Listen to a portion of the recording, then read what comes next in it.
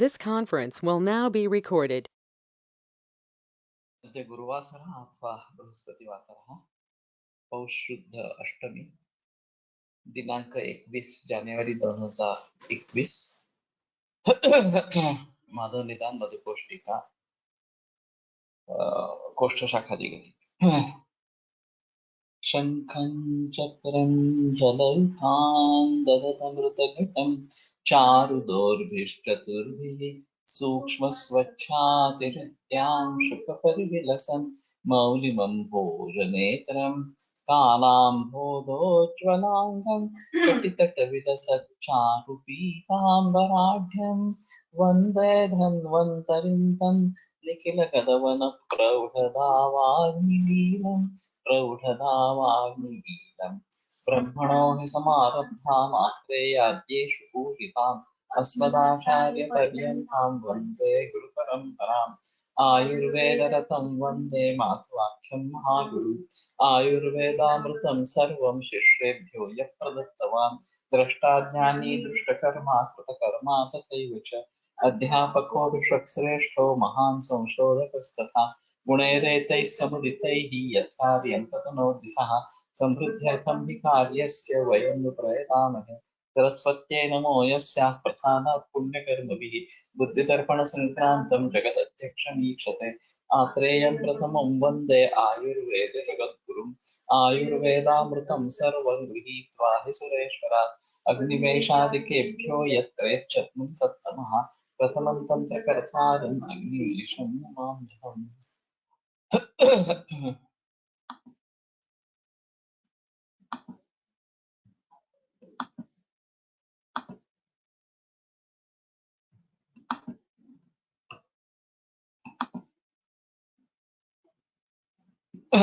त्रिविधा चापरा कोष्ठ शाखा मर्मास्ति सन्धिषु। तर्हि स्थानान्यामाग्निपक्वानां मूत्रस्य रुधिरस्य च हृदुण्डुकपौपसश्च कोष्ठे इत्यभिधीयते। एतत् सूत्रं प्रचलितमासीत्। एवञ्च तस्मिन् हृत्कोष्ठाख्यं यत् कोष्ठं तस्मिन् विषये विचारः प्रस्तुतः आसीत्। स एव इदानीम् अग्रे नीयते। तो रुधिर कोष्ठ के बारे में हम सोच रहे थे और जैसे कि मैंने कहा मन हृदय में स्थित है, ओजस हृदय में स्थित है, रस धातु हृदय में स्थित है और इन सभी के जरिए दोष भी वहां से निकलकर पूरे शरीर में फैलते हैं और वापस फिर से हृदय में आते हैं और फिर वो वहां से आमाशय में प्रवेश कर सकते हैं क्योंकि हृदय आमाशय द्वार बताया गया है। और वैसे प्राणव स्रोतस का मूल स्थान महास्रोतस और हृदय इस प्रकार का बताया गया है। तो इन सभी को ध्यान में रखते हुए जिस प्रकार से एलोपैथी में या एनाटॉमी में खास करके रेस्पिरेटरी सिस्टम और कार्डियोवैस्कुलर सिस्टम, सर्कुलेटरी सिस्टम, इसका जिस प्रकार का मेल जोल है उससे थोड़ा अलग मेल जोल हमारे यहाँ है। और ये सिंक्रोनाइजेशन है इन दोनों में। तो अन्नव स्रोतस, उदकव स्रोतस और हृदय और प्राणव स्रोतस, इन सभी का एक दूसरे से संबंध इस प्रकार का है। और खास करके जब मानस हेतु होते हैं तो हृदय कोष्ठ के रूप में काम कर सकता है और वहां से रस धातु जो विक्षेपित होता रहता है उसके साथ में दोष भी विक्षेपित हो सकते हैं।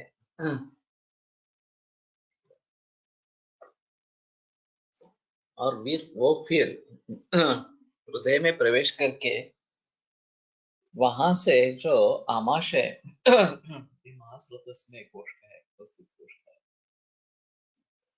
उसमें जा सकते हैं और फिर बाहर निकाले जा सकते हैं, या उनका शमन इस प्रकार का हो सकता है। तो जबकि हम प्राणायाम मेडिटेशन इस प्रकार का करेंगे तो मन अगर शांत हो जाएगा तो ये जो दोष गति है वो कोष्ठ की तरफ फिर से आना आरंभ करेगी, और फिर दोषों का शमन होना ये ज्यादा अच्छा इस प्रकार का पॉसिबल होगा। तो हृदय भी इस प्रकार से एक कोष्ठ के जरिए भी काम करता है, वैसे भी मर्मस्थान भी है और सत्य प्राणहर मर्म। तो वहां से दोष आमाशय में इस प्रकार के जा सकते हैं, और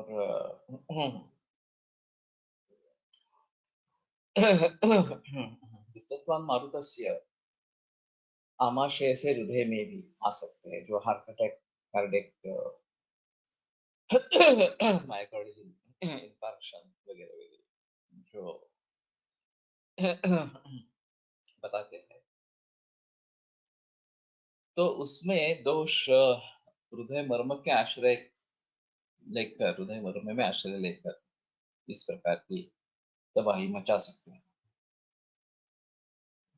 तो हृदय का इस प्रकार से उपयोग करना कोष्ठांग के तरीके से उपयोग करना, और ये विशेषतः प्राणायाम में ये चीज हासिल होगी और फिर उसके जरिए रोगों का हम शमन इस प्रकार का कर पाएंगे।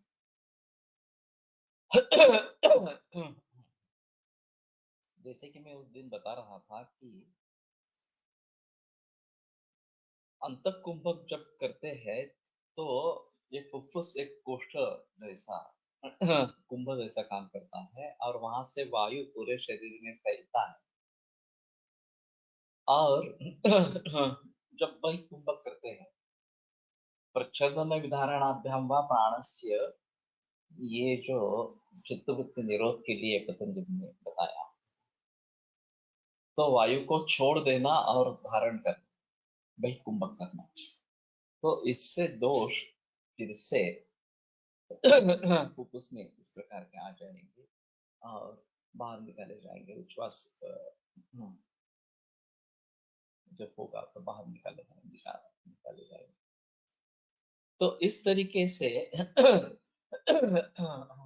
हम प्राणायाम को देख सकते हैं, और मैंने जो आयुर्योग संकल्पना बताई कि आयुर्वेद और योग इनका मिलाप, ये करने से शायद हम कुछ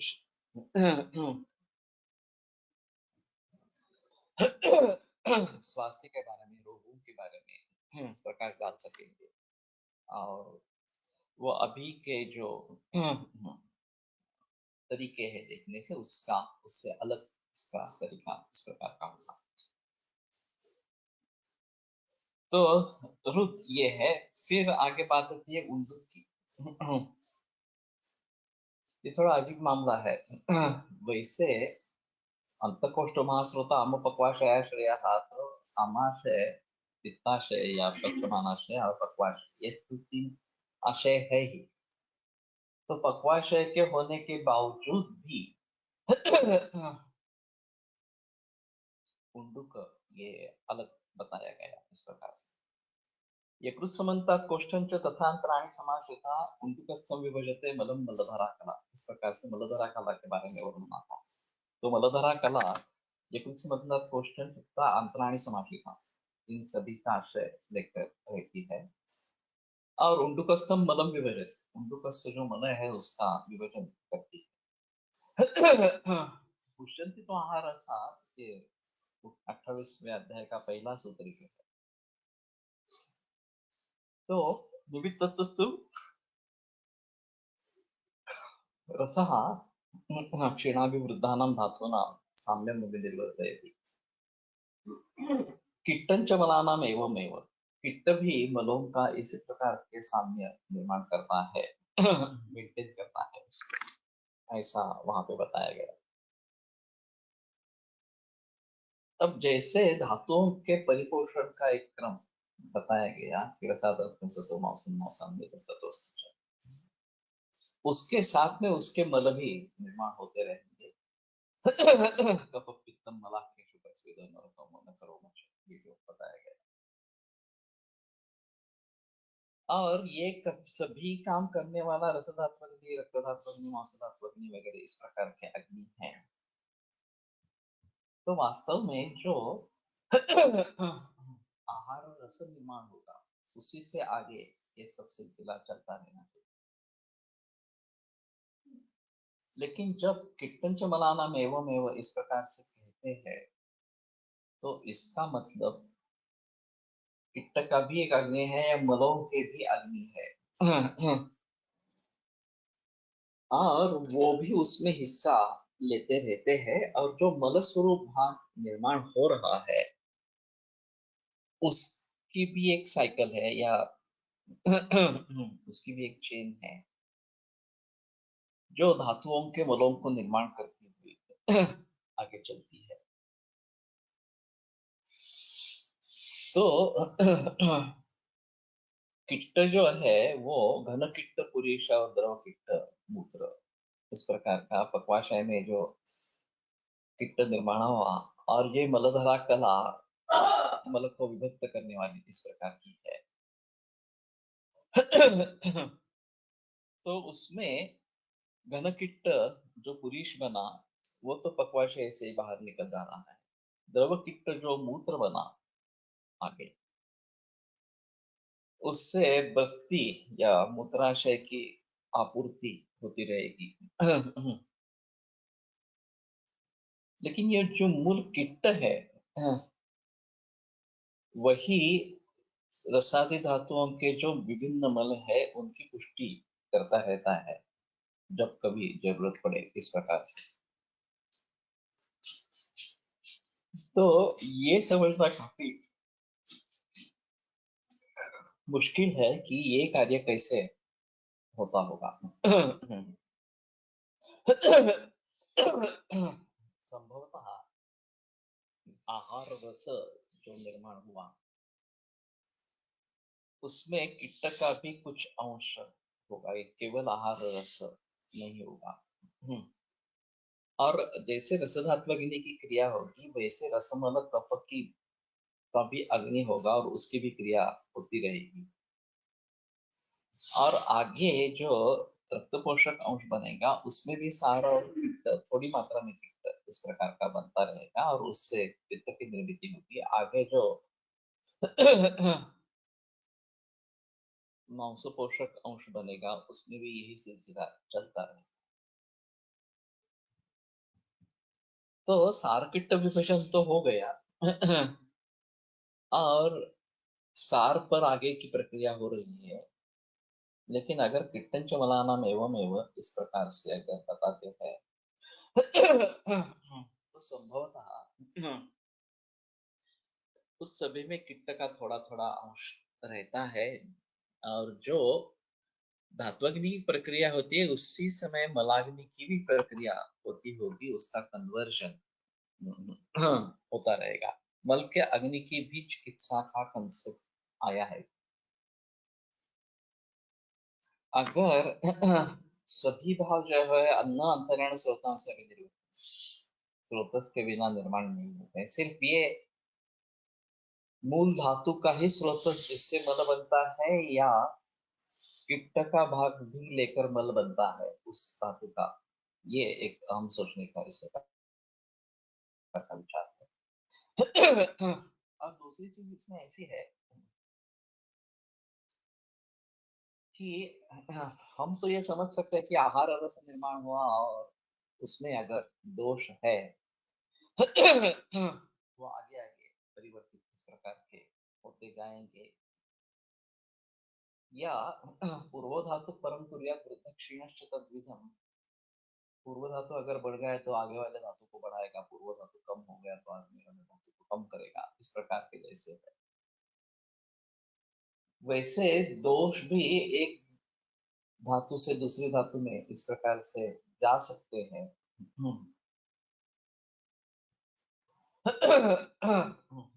खास करके धातुओं के जो मल है उनके साथ इनका रिश्ता जुड़ा हो, ये पॉसिबिलिटी इस प्रकार की है। और फिर उन दोषों को वापस लाना उंडू में ये एक अहम चीज है। अब राजयक्ष्मा चिकित्सा में या निदान प्रसोप्यस्य रक्ताय मांसाय कुतये धातुष्मणांच्या अपचय राजयक्ष्मा प्रवृत्ति इस प्रकार के बता। तो रस का रक्त में भी परिवर्तन नहीं होता, मांस वगैरह तो बात छोड़ो इस प्रकार। फिर भी नख केशाति वृद्धिश्च, नख और केश इनकी वृद्धि होती है राजयक्ष्मा में। तो इसका मतलब ये हुआ कि जब रस से रक्त इस प्रकार का बनने वाला है तो उसमें सार भाग कम और पित्त भाग ज्यादा। और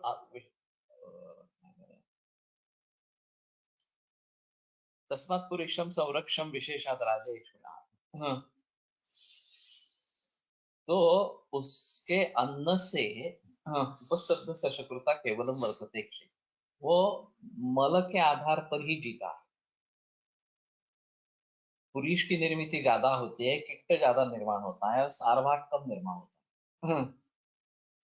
और ये जो किट्ट ज्यादा निर्माण हुआ है उससे पुरुष भी ज्यादा बनेगा और आगे वाले धातुओं के मल भी ज्यादा बनेगा क्योंकि किट्ट ही ज्यादा है। और इसीलिए नखकेशाति वृद्धि, नखकेश की वृद्धि होती है और धातुओं की पुष्टि नहीं होती है क्योंकि रस से आगे जाता ही नहीं है। मांस बनने की बात छोड़ो, रक्त भी नहीं बनता है। सर्वधातु क्षयार्थ से बलम तस्य ही विड्बलम, सर्वधातु क्षयार्थ जो है तो विड्बल ही उसका बल है, पुरुष का बल जो है वही उसका बल है। तो अभी तक हम जो सोच रहे थे विशेषतः धातु परिणाम के बारे में, क्रम परिणाम पक्ष के बारे में, उसमें ये अहम मुद्दा था कि आहार रस पर रस धातु की क्रिया और रस धातु रक्त पोषक अंश और मल कफ ये निर्माण होना, लेकिन उसके साथ में पित्त भी आया है थोड़ा। मेजर पित्त जो है वो पुरुष और मूत्र में कन्वर्ट हो जाएगा, लेकिन धातुओं के पचन के साथ पित्त का भी पचन इस प्रकार का होता रहेगा और इस पित्त की मात्रा ज्यादा निर्माण होगी तो मलों की मात्रा भी बढ़ेगी इस प्रकार से। और नख और केश ये व्यक्त है ज्यादा। कफत पित्त मलाखेशु प्रस्वेदो नखरो मच, मलाखेशु ये मांस के बारे में है। और अगर हम देख रहे हैं कि नाभि मल कर्ण मल ज्यादा निर्माण हो रहे हैं और मांस क्षय है इस प्रकार से, तो समझ लेना है कि सार कम निर्माण हो रहा है और पित्त ज्यादा इस प्रकार का निर्माण हो रहा है। मेरे पास प्रतिशय का मरीज था। कारण तो थे लेकिन चिकित्सा का परिणाम एक हद तक रहता था, आगे सुधार नहीं हो रहा था। तो मैं इस नतीजे पर पहुंचा कि खमलों की निर्मिति ही ज्यादा हो रही है और मांस बन नहीं रहा, और इसलिए ये प्रतिशय के रूप में दिख रहा है। तो खमलों की निर्मिति ज्यादा हो रही है तो केवल सिंघाड़ा का ही निर्माण होगा ऐसा नहीं, तो कान में भी मल होना चाहिए। तो मैंने उसको पूछा कि कान में बल बढ़ता रहता है क्या, बार बार कान साफ करना पड़ता है क्या? तो एकदम आश्चर्यचकित हुआ। आपको कैसे पता चला? मैंने सोचा अभी उसके बारे में, तो मुझे ऐसा लगा कि ये निर्मित ही ज्यादा हो रही है इस प्रकार से। हाँ, मुझे हर 2-3 दिन के बाद कान साफ करना पड़ता है, काफी मल जमा होता है। साफ नहीं करूँ तो एक सुनने में दिक्कत आ जाती है। तो मैंने कहा ठीक है, मैं दवा देता हूँ। मैंने मांसोपाचक घृत का प्रयोग किया। और जैसे मांस धातु नहीं बढ़ा, वैसे ये मल कम होने लगा, प्रतिशय ठीक हुआ और मांस बढ़ गया। मांसक्षय की आपूर्ति हो गई। तो अभी राजेक्ष्मा के मरीजों में ये देखना एक जरूर होगा कि उनका सीधा अ, नख केश की वृद्धि ज्यादा होती है, क्योंकि पुरुष और अस्थि का निकट संबंध। वैसे ये सभी मल ज्यादा बनेंगे, कफो पित्त मला केशु प्रस्वेदो नखरो मच्छ, ये सभी ज्यादा बनेंगे, लेकिन स्पष्ट रूप से दिखाई देने वाले नख और केश इस प्रकार के हैं, जो वास्तव में अस्थि का मल है। और धातुओं का पोषण मांस तक ही या रक्त तक ही रुक गया है, थोड़ा सा पोषण आगे जा रहा है, बाकी मलों की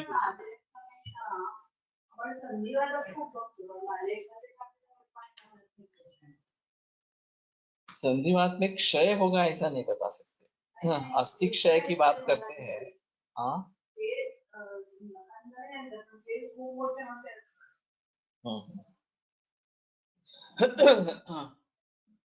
अस्थि क्षय अगर है और केश नख इनकी वृद्धि है, मलों की निर्मित ज्यादा हो रही है। आदि ऑस्टियोपोरोसिस, पोरोसिस, ऑस्टियोआर्थराइटिस, इसके जो मरीज मिलते हैं, इनमें शायद हम इसके बारे में थोड़ा देख सकेंगे। और जो राजेश्मा की संप्राप्ति है, वो ध्यान में रखते हुए दोष उस मार्ग से भी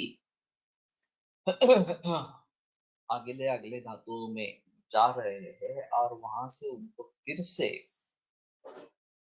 सुधरना है, मूल रूप से पित्त से लेकर सुधरना है। ये बात इसमें अहम इस प्रकार की रहेगी। तो अश्वगंधा सिद्ध घृत से सिद्ध दुग्ध से निकाला हुआ घृत दूध और शर्करा के साथ देना वगैरह, इस प्रकार के जो ये एक्वा में इस प्रकार के बताए गए। तो घृत दुग्ध का सार है। तो उस प्रकार से सार की निर्मित अगर की जाए, तो और रस से आरंभ करके इस प्रकार से की जाए, तो ये पूरी राजयक्ष्मा की संप्राप्ति है, उसका भंग इस प्रकार का हो जाएगा। और इसके जरिए जो उंडुक से लेकर एक दोष शाखा मर्मा से संधि में जा रहे हैं, और वापस फिर से उंडुक में इस प्रकार के आएंगे, और फिर मल या मूत्र के साथ बाहर निकाले जाएंगे। ये एक पॉसिबिलिटी इसमें है। तो उंडुक इसमें क्यों आ गया, ये एक अहम चीज रहेगी, कोष्ठांग में आ गया। और राजयक्ष्मा की संप्राप्ति को भली भांति देखेंगे, तो शायद इसमें पता चलेगा कि सारपित्त विभाजन ठीक नहीं हो रहा है, पित्त भाग मल भाग ज्यादा बन रहा है और सार कम बन रहा है। तो इसको मूल रूप से सुधारना है, तो अन्नव स्रोतस उदकव स्रोतस से आरंभ करके, हाँ, अग्नि को सुधारेंगे, तो ये किट्ट ज्यादा बनना कम होगा और सार भाग ज्यादा बनेगा, और फिर सारवान धातु अच्छे बनेंगे, और संप्राप्ति का भंग हो जाएगा राजयक्ष्मा। और उसके साथ में ये दोष ये आगे आगे इस प्रकार से जाने वाले हैं, तो उनके बारे में सोचना इस प्रकार का पड़ेगा। तो ये पूरा अलग ही है माहौल, इस प्रकार के सोचना, और उसके आधार पर चिकित्सा करना सबसे अहम चीज है कि ये कंसेप्ट हुआ लेकिन उसके आधार पर चिकित्सा कर पाना ये एक अहम चीज है। सितोपलादी चूर्ण का प्रचलन काफी है वैद्यों में, और वैसे देखा जाए तो राजयक्ष्मा की दवा है। अभी तो सितोपलादी चूर्ण कास, श्वास, प्रतिष्ठा इन सभी में प्रयोग किया जाता है, उसकी फलश्रुति भी है। लेकिन वास्तविक अधिकार उसका राजयक्ष्मा है। अब उसमें एक नौबत है कि जो वंशोलोचन है वो कंट्रोवर्शियल है। असली वंशोलोचन मिलता है नहीं मिलता है इसके बारे में काफी संदेह है इस प्रकार के। फिर भी बागेवाड़ीकर के सर के कॉम्बिनेशंस में भी काफी मात्रा में सितोपलादी चूर्ण होता था। तो कोलटकर सर ने उनसे एक बार बात छेड़ी, तो वो बहुत ही कंजर्वेटिव थे, कुछ भी बताने वाले नहीं थे। फिर भी उस समय क्या हुआ मालूम नहीं, जबकि वो कुछ बताने ही वाले थे तो कोई और व्यक्ति वहां पे आ गया। हाँ, तो बागेवाड़ीकर सर ने बात टाल दी और कोलटकर सर नहीं बोले। लेकिन कोलटकर सर का ये कहना था, उनकी राय क्या थी अभी तो मालूम नहीं है, कि जहां राजयक्ष्मा जैसी संप्राप्ति हो, जहां धातुओं का इस प्रकार का परिणमन ठीक ढंग से नहीं होता हो, वहां सितोपलादी चूर्ण अच्छा इस प्रकार का काम करते हैं। वैसे व्योषादि वटी वगैरह बाकी योग जो प्रतिष्ठाय के लिए बताए गए हैं, वो तो हम प्रतिष्ठाय में प्रयोग कर सकते ही हैं। लेकिन अगर इस प्रकार के धातु क्षय वाली संप्राप्ति कहीं भी हो, तो सितोपलादी चूर्ण वहां एक उसका अहम रोल है। और अच्छी तरीके से बनाया गया सितोपलादी चूर्ण इसमें अच्छा काम इस प्रकार का करता है। एक कहना ऐसा है कि चरक में निदान स्थान में 8 ही अध्याय है और चिकित्सा स्थान में 30 अध्याय। और चिकित्सा बताते समय जिन रोगों के बारे में निदान बताया है उनके बारे में भी कुछ निदान चिकित्सा में आता है शुरू में, और जिनके बारे में तो जिक्र नहीं है ज्ञान में, उनके बारे में निदान और चिकित्सा दोनों बताई जाती है। तो ये डिफरेंस क्यों?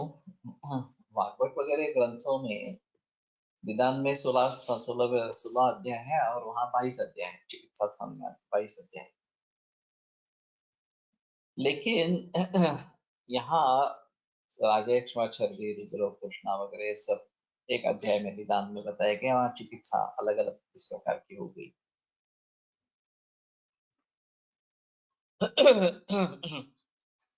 तो इसलिए वो अध्याय इस प्रकार के बढ़ गए।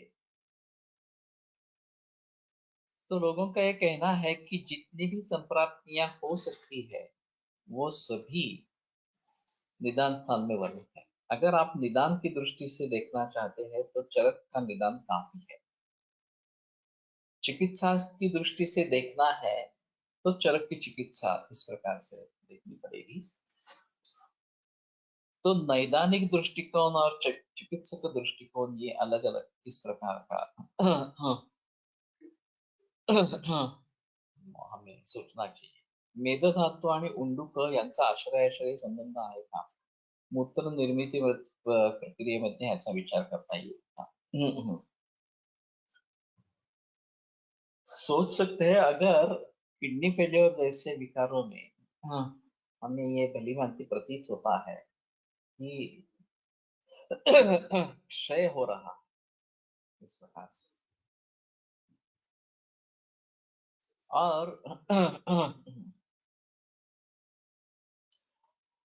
जब पानी ज्यादा पीने वाले लोग है और प्रमेह की संप्राप्ति,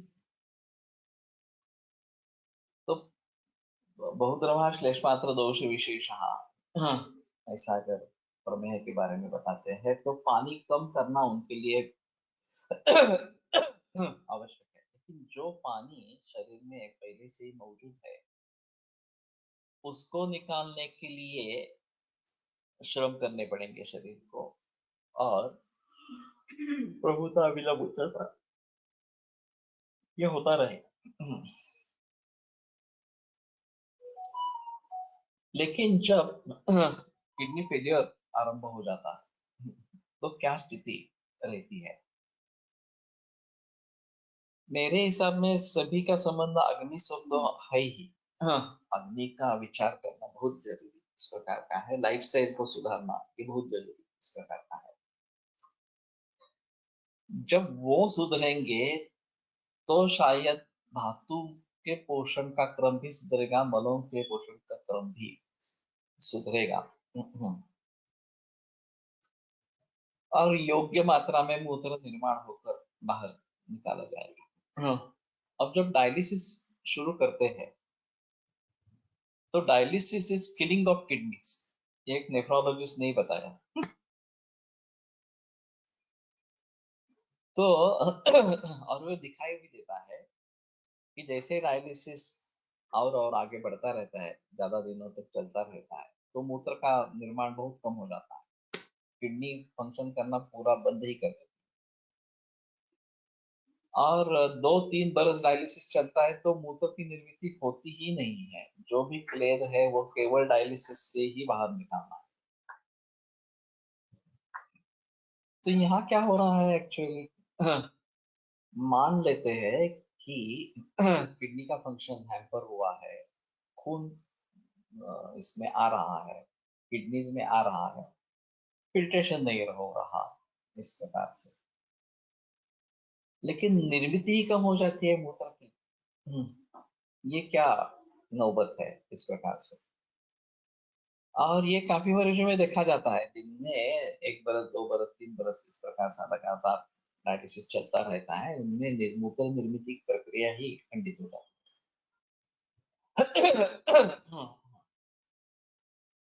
तो मेरे ख्याल में इसका संबंध सिर्फ किडनी से नहीं है। हमारे निर्मित की प्रक्रिया अगर पक्वाशय से आरंभ है तो उंडुक का और पित्त का वहां कुछ रोल होना चाहिए, वो भी खत्म कर रहा है, ये सिस्टम जो है, डाइजेस्ट सिस्टम जो है उसको भी खत्म कर रही है। और वैसे देखा जाए तो मूत्र डायरेक्टली आहार का ही मल बताया गया है हमारे हिसाब से, तो केवल प्रमेय की संप्राप्ति में उसका मेदो धातु से वृक्क से संबंध हम कुछ एस्टेब्लिश कर सकेंगे। तो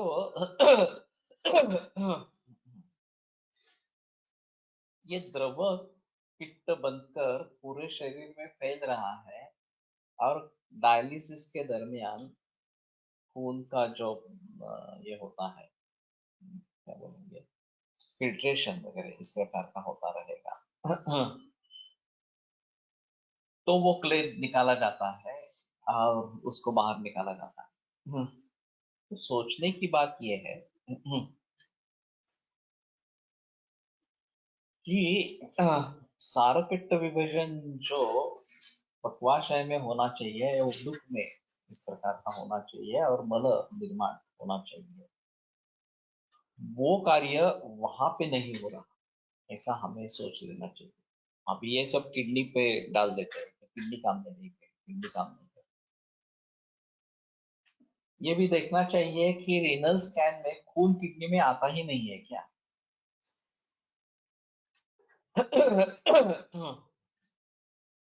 आता है और फिल्ट्रेशन नहीं होता है, तो वैसे ही वो खून निकल जाता है, मूत्र की निर्मित ही होती नहीं है इस प्रकार से। तो थोड़ा उसके बारे में गहराई में जाकर देखना पड़ेगा और किस प्रकार से ये बातें होती होगी इसके बारे में थोड़ा देखना पड़ेगा। तो उंडुक का इस तरीके से जो रोल, हम अभी सोच रहे हैं कोष्ठ शाखा गति के बारे में सोच रहे हैं, और उंडुक का इसमें एक अहम रोल है दोष को कोष्ठ से शाखा मर्मासी संधि देने के लिए या फिर से वापस लाने। हाँ, तो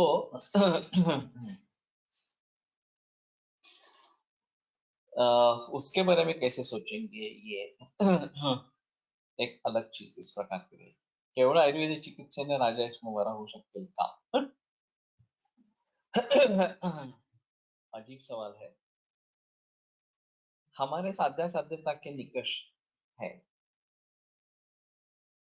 कि त्रिरूप राजयक्ष्मा भी है लेकिन बलमांसक्षय है तो असाध्य है, और एकादश रूप भी है लेकिन बलमांसक्षय नहीं है तो साध्य है. फिलहाल साध्य होते हैं नहीं होते हैं ये एक अलग चीज है. मैंने कई बार इसका ऐसा प्रश्न का पड़ा होगा. तो हमारे साध्या साध्यत्व किसी भी रोग के बारे में अगर सोचना है तो हमारे साध्या साध्यत्व कुछ निकष है, उनको ध्यान में रखना बहुत जरूरी है. तो कहने का मतलब ये है कि जिसमें राजयक्ष्मा डायग्नोसिस हुआ है और एकेटी देने की जरूरत है ऐसा एलोपैथी ने बताया, चाहे ए बी पॉजिटिव हो, आईजीजी आईजीएम पॉजिटिव हो, किसी भी तरीके से या ट्यूबरक्यूलिन टेस्ट पॉजिटिव हो, राजयक्ष्मा प्रूवन है, यानी कि टीबी प्रूवन है, कॉक्स प्रूवन है, ये छोड़ो राजयक्ष्मा है या नहीं है अलग चीज है. तो उसमें अभी ऐसा रहता है कि उन बैक्टीरिया की शक्ति बढ़ गई है और हमारी शक्ति कम हो गई है. और इसलिए और इसके साथ में अगर एड्स है तो राजयक्ष्मा टीबी है तो ठीक एलोपैथी में भी नहीं होता. तो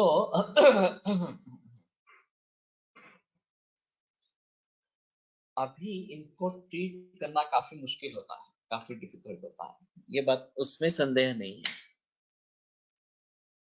मेरे यहाँ जो भी मरीज आए हैं पीटी जोशी यांनी शेकडो रुग्ण केवळ आयुर्वेद चिकित्सेने बरे केले आहेत.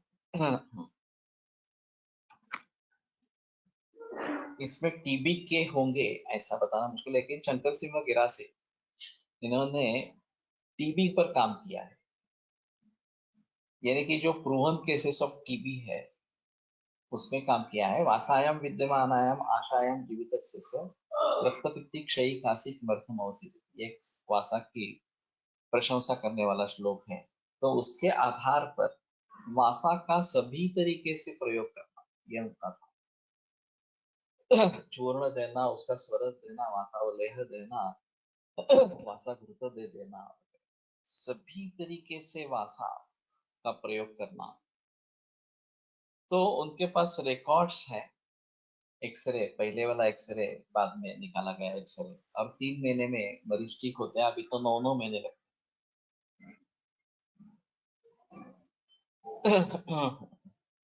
तो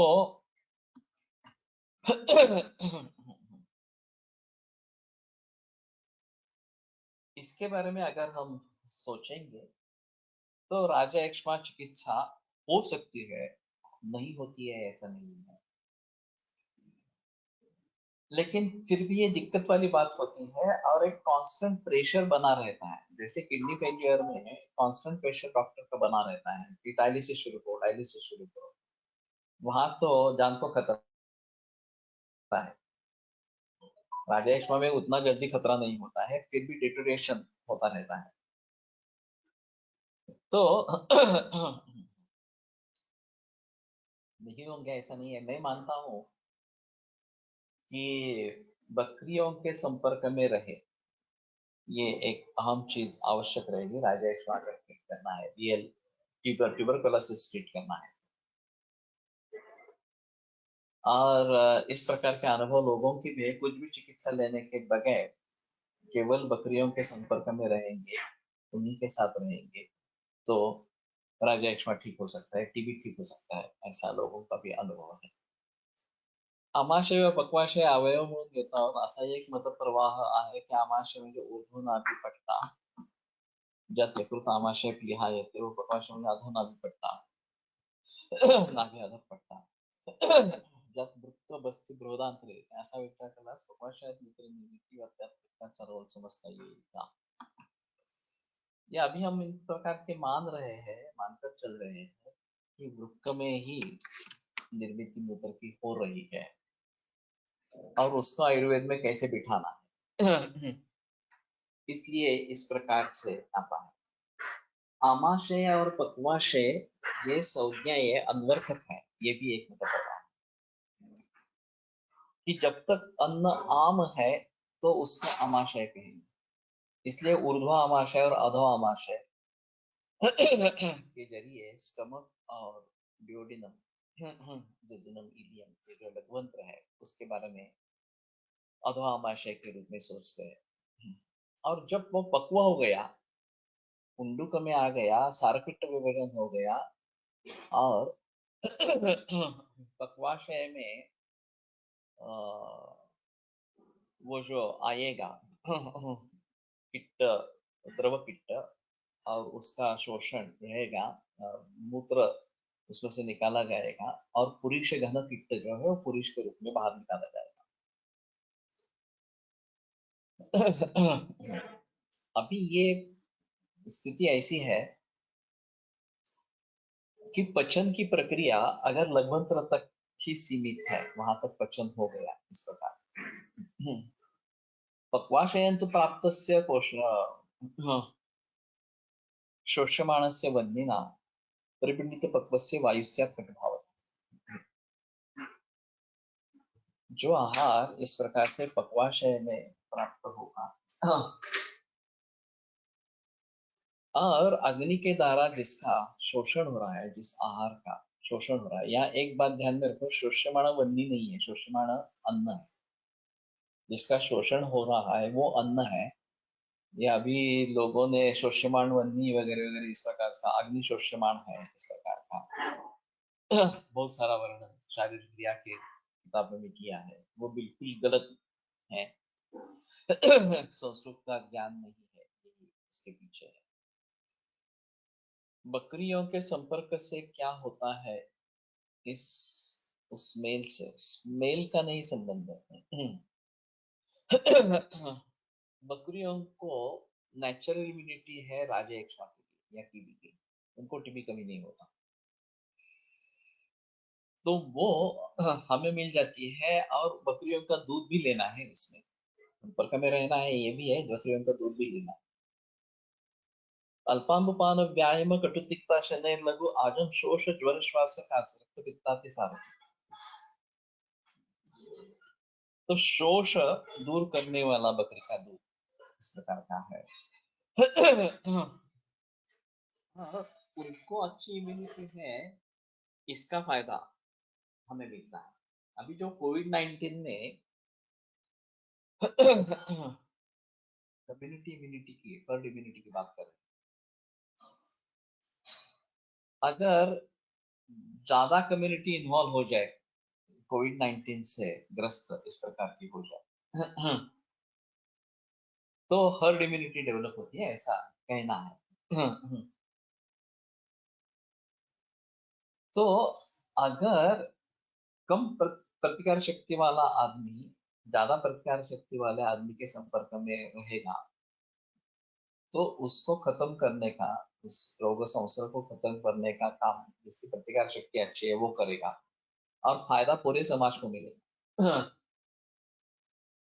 उसी का प्रकार बकरियों में अगर प्रतिकार शक्ति है टीबी के लिए और उनके संपर्क में हम रहेंगे तो हमें भी वो प्रतिकार शक्ति प्राप्त होगी। या जो उसके बैक्टीरिया है वो टिक नहीं पाएंगे बकरियों की प्रतिकार शक्ति की वजह से, चाहे उनके उच्छ्वास से वगैरह ऐसा कुछ होता होगा, मालूम नहीं, देखना पड़ेगा। तो कहने का तात्पर्य अर्थ ये है कि राजा एक्समा की या टीबी की विभलीभांति ट्रीटमेंट हो सकती है। अभी मैं समझता हूँ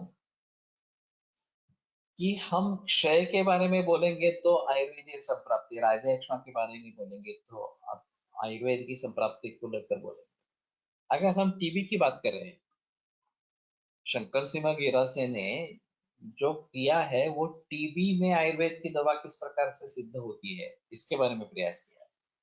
वो टीबी हमारे हिसाब में राजा एक्ष्मा होगा ही ऐसा नहीं, कुछ अलग भी हो सकता है। अभी जैसे डायबिटीज और प्रमेह एक एक ही होंगे या नहीं होंगे इसके बारे में संदेह है।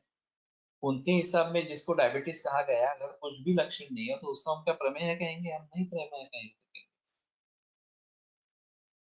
मूत्र वर्ण प्रभेद है ना भेदो में जो कल्पते या प्रभुताविल मूत्रता, ये अगर लक्षण है हमारे यहाँ डायबिटीज के मरीज में तो हम उसको प्रमेह ही कहेंगे। अगर नहीं है तो उसका निदान कुछ अलग हो सकता है।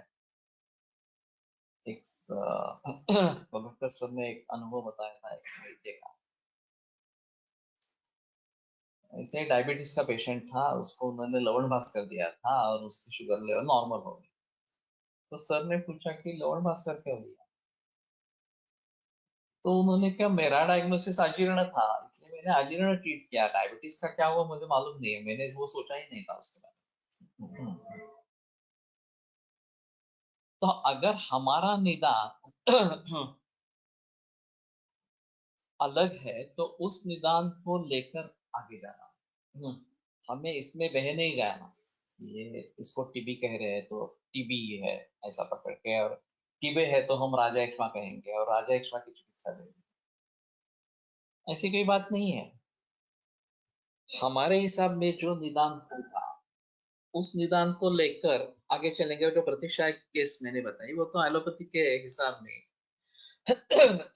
साइनसाइटिस इस प्रकार की थी, उसमें तो सिर्फ एलर्जी और इन्फेक्शन इसके बारे में सोचते, ये धातुओं का विचार वहां पे कहाँ है एलोपैथी में? कहाँ?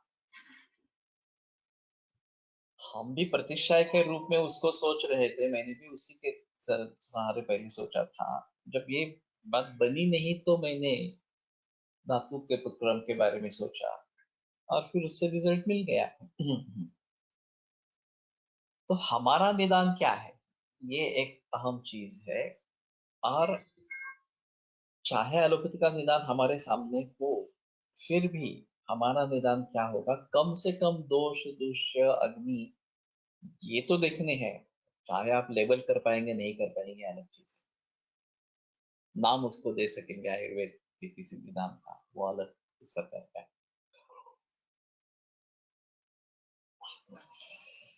तो मेरा कहने का मतलब है कि हम हमारे सूत्रों पर भरोसा रखकर आगे चले।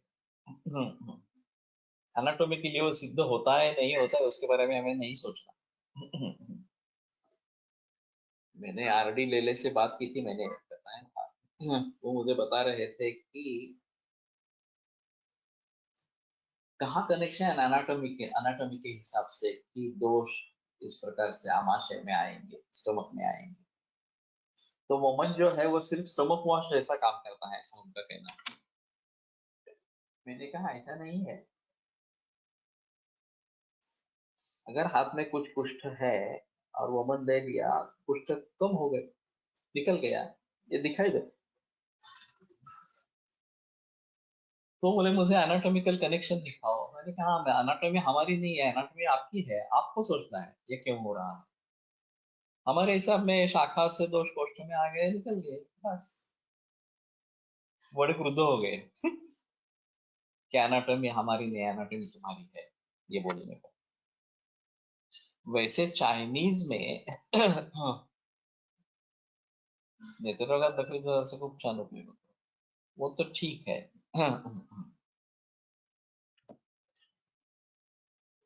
ये जो शक्ति के प्रवाह है वो कहाँ एनाटॉमिकली प्रूव कर सकते हैं? कहाँ दिखाई देता है प्रवाह? लेकिन एक्यूपंक्चर करके रोगों को ठीक करते हैं, ये तो सही है, वास्तव है। तो केवल एनाटॉमिकली दिख नहीं रहे इसलिए वो नहीं है ऐसा बताना मुश्किल है इस प्रकार से। तो जहां पे हमें चैनल्स दिख रहे हैं वहां ठीक है। मांसो स्रोतस कहाँ दिखेगा हमें? अस्थिव स्रोतस कहाँ दिखेगा? लेकिन स्रोतस तो है, निर्मित हो रही है, आगे वाले धातुओं की निर्मित हो रही है। तो हम अगर एनाटॉमी को लेकर बैठेंगे कि एनाटॉमिकली सिद्ध नहीं हो रहा तो नहीं हो रहा, ये नहीं है इस प्रकार से, तो मुश्किल होगी।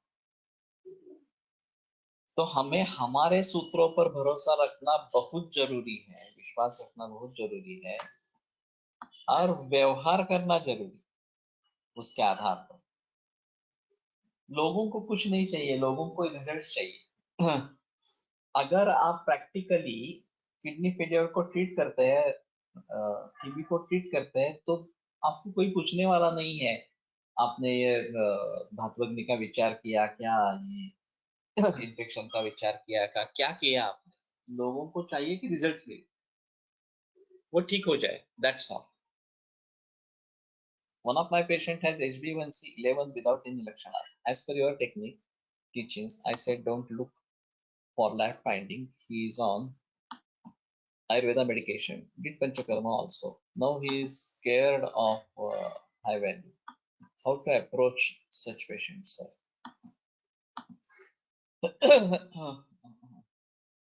ये तो और अलग चीज है। इसमें ऐसा है, अगर आप रिजल्ट दे पाते हैं, ज्यादातर इन लोगों में चिंता ये विषय रहता है, और चिंता के कारण डायबिटीज बढ़ता रहता है। खाने पीने वाली जो चीज है उनको लोग बहुत अच्छी ढंग से पालते हैं, ऐसा नहीं होता कि डायबिटीज का पेशेंट है और शर्करा खा रहा है वगैरह, ज्यादातर नहीं दिखाई देता इस प्रकार से। तो संतर्पण करना है या अपतर्पण करना है, ये सोचना है। ऊर्ध्वं तथा अधश्च मलेपनीते मेहेषु संतर्पणमेव कार्यम्। अगर आपने शोधन किया है तो अभी संतर्पण करना है। वसंत कुसुमाकर का अनुपान परमेह रात्रि मधु शर्करा भी स हरिद्रा और मधु और शर्करा, यह अनुपान है वसंत कुसुमाकर, जिसमें हम बता रहे हैं कि शुगर बढ़ गई है, उसमें शुगर अनुपान देना है इस प्रकार से। तो स्ट्रेस की वजह से अगर है तो स्ट्रेस कम कैसे हो, चाहे उसके बारे में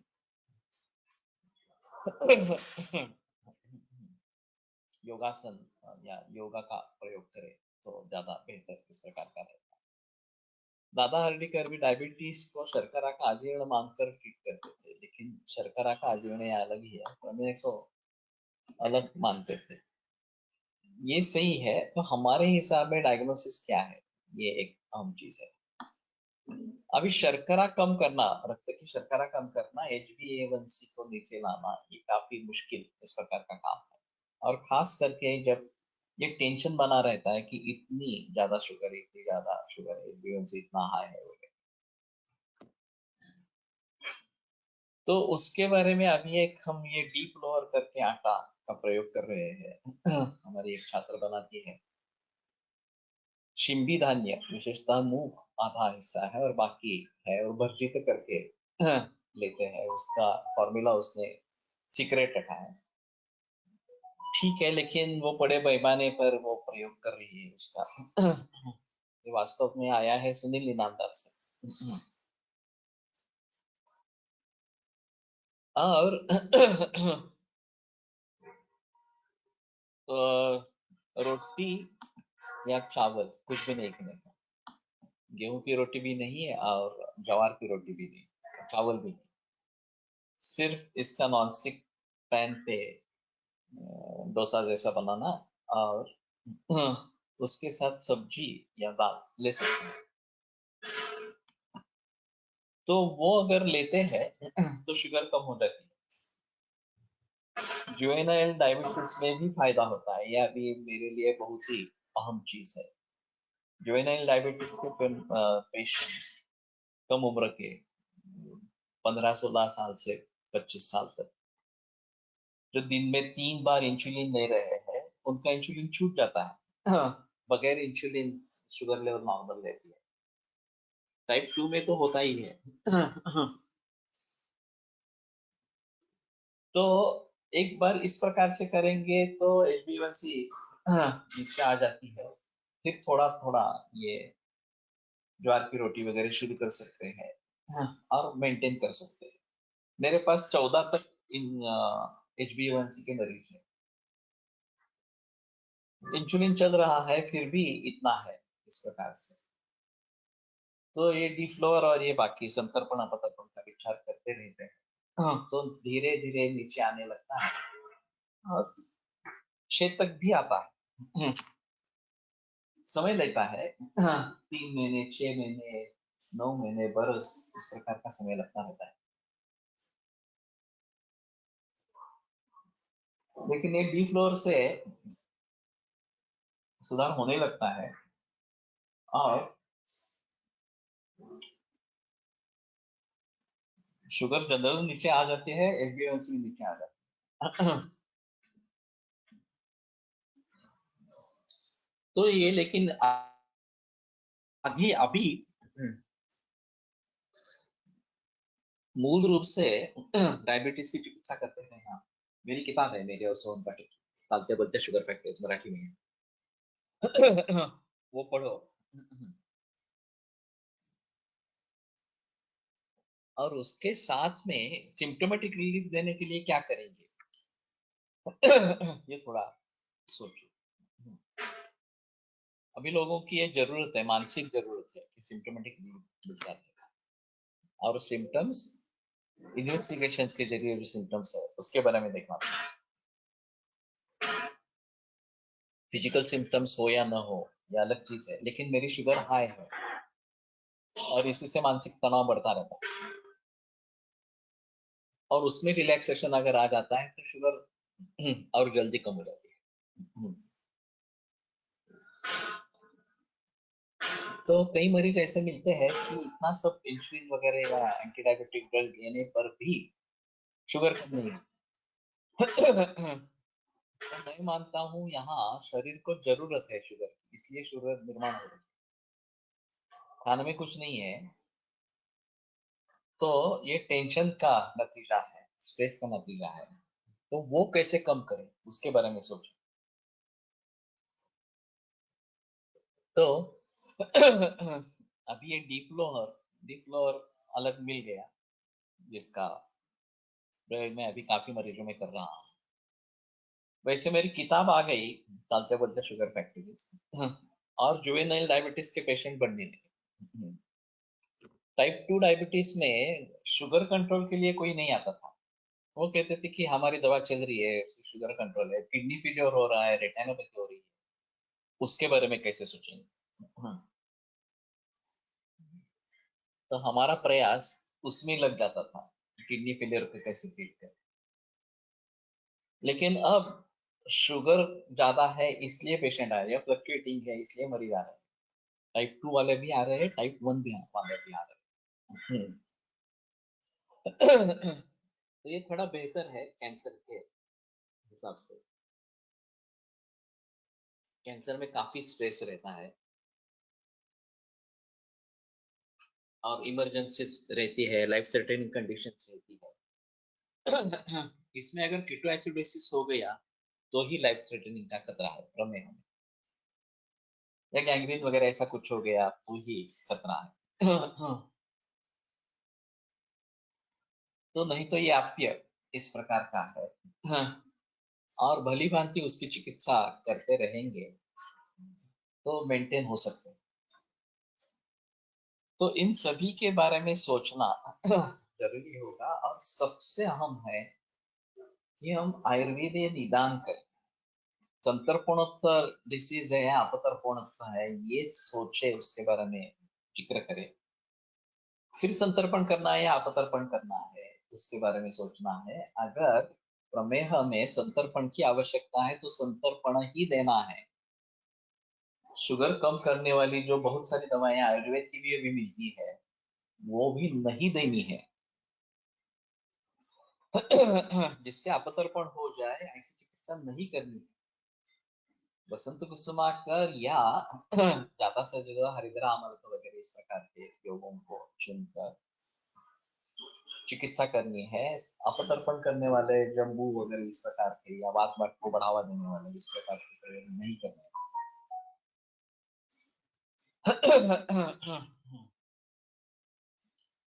तो अगर आहार से इस पे कंट्रोल हो जाएगा तो इसके बारे में सोच सकते हैं. अगेन इफ आहार इज संतर्पक एंड मानस इज चिंता, then how to think about it. तो आहार में संतर्पण कम करना, दो ही दफा भोजन ले लेना, ये दीक्षित डाइट का अच्छा है इस प्रकार से. और चिंता के विषय में योग की प्रैक्टिस करना. बढ़ाते रहे, खास करके मेडिटेशन जो है वो बढ़ाते रहे, प्राणायाम बढ़ाते रहे. और धीधैर्यात्मादि विज्ञानम मनोरोषोषधम परम, यही सही है. धीधैर्यात्म विज्ञान, आत्मादि विज्ञान अगर हम भली भांति प्रयोग करेंगे तो उसमें से बाहर आ सकते हैं. हाँ, मेरी किताब पढ़ो, उसमें काफी जानकारी मिल जाए. ठीक है, कल आगे बढ़ाएंगे. आयुर्वेद प्रकांडो निगदित इह हि शल्यतंत्र प्रधानः शिष्येभ्यः शाश्वतोऽयं निखिल जन कृपा व्याप्त चित्तेन येन. आयुर्वेदस्य वाञ्छन् पुनरपि भुवने तां च सुष्ठु प्रतिष्ठां श्रेष्ठं धन्वन्तरिं तं प्रणमति च सदा वैद्यवर्गो हि नूनं. वैद्यवर्गो हि नूनं विरम्यते व्याख्यानवादः. श्वः पुनरपि मिलिष्यामः.